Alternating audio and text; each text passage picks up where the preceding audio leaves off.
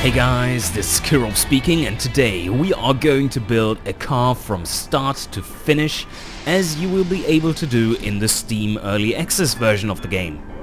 The plan is to build a new car in 1990 and make it affordable and fun to drive. So let's see what we can come up with. The first step is to select a body, choose the variant of the body, and then start deforming it to your liking. Once you're satisfied with the looks of the car, you can proceed to the chassis tab, where you make all the different choices for the chassis type, its materials, the engine placement, and we are going for longitudinal here, as well as your general suspension setup and the panel material of the body.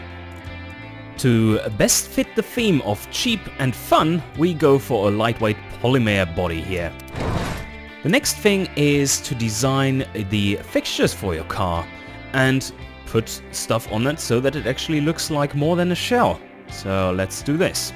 We have headlights, taillights, indicators, grills, vents, blah blah blah blah blah, and up to badges, and I will be putting on some stuff here for you.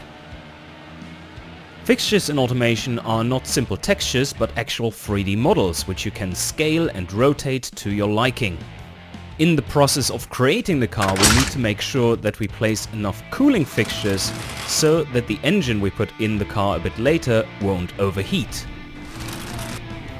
After you have given your car your finishing touches, we are continuing on to give the car a custom color from your color palette.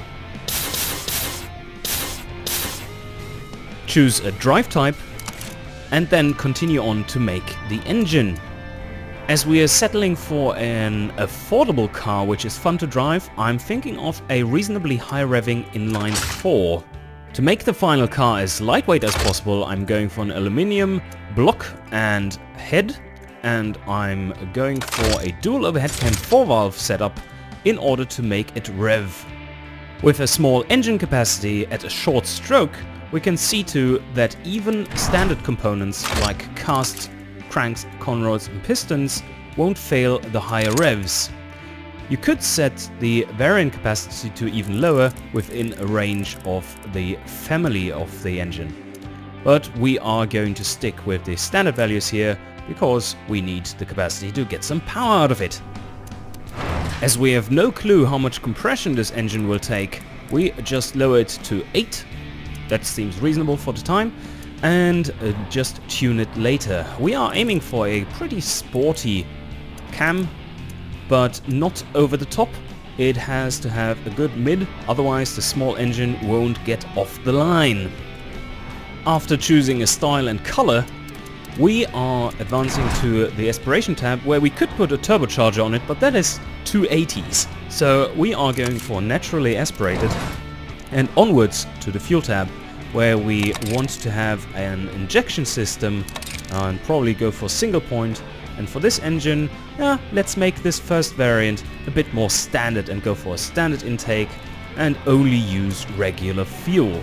We then set the fuel mixture to something which makes sense, and the ignition timing, we want a bit more responsiveness for this engine to be fun to drive, so we go for a bit of a higher value here, and we set it up so that it can rev, and we are going to try with 6,500 RPM as a start.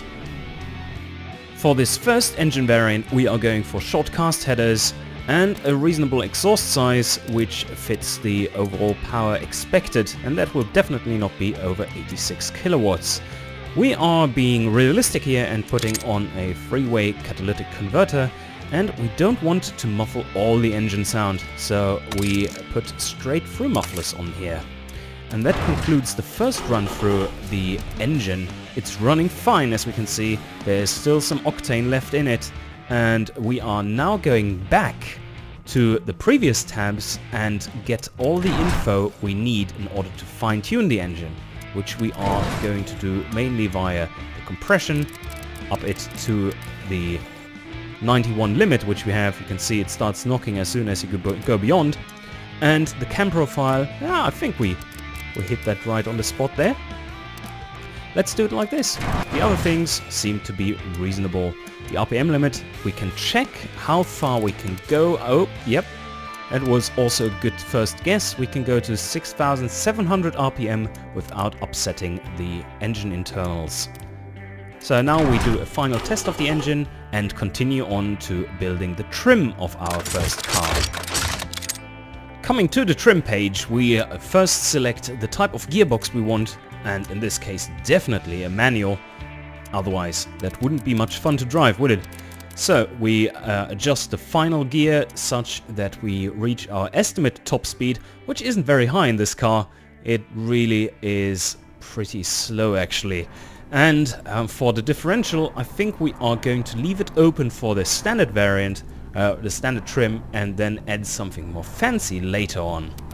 Next up are the wheels, and with this car we definitely don't have the problem of putting the power down, so I think 185s will do just fine. We put some more fancy rims on there though. Giving the tires a bit more quality will definitely help handling overall and make the setup of this thing a bit easier later on. More grip to play with.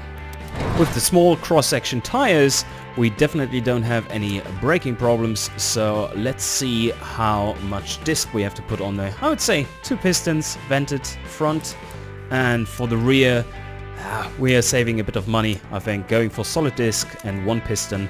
Giving them reasonable size. We can always set this up later.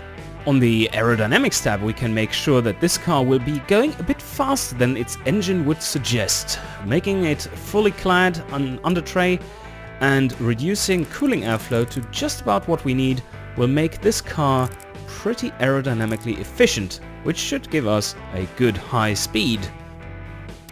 For the interior we are definitely going to choose something simple as well. 4 seats and just standard interior, basic entertainment. We power steering, yeah, let's do some power steering here. Anti-lock braking system, but we don't need traction control of 86 kilowatts, do we?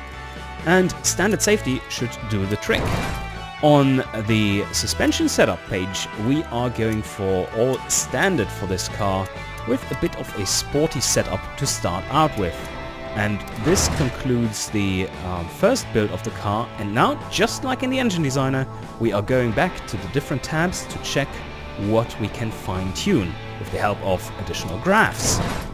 Taking a look at the gearing graph, we see that the aerodynamic tweaks we have done with the undertray definitely have helped our top speed. So now the car is actually going a bit faster.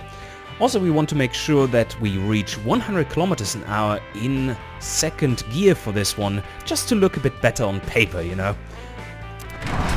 On the wheels tab we see that our steering behavior is really sporty, but also not critical at high end. It's understeering right at the extreme, signified by this drop down to 0 here.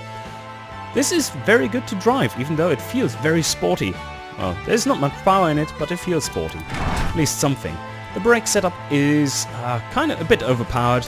We could tune it down a bit, the sizes, and it's looking good otherwise. We don't have any brake fade, looking excellent. We don't tune any aerodynamics here. We don't have wings or lips on it, which we could tune the inclination for, so we don't care about that.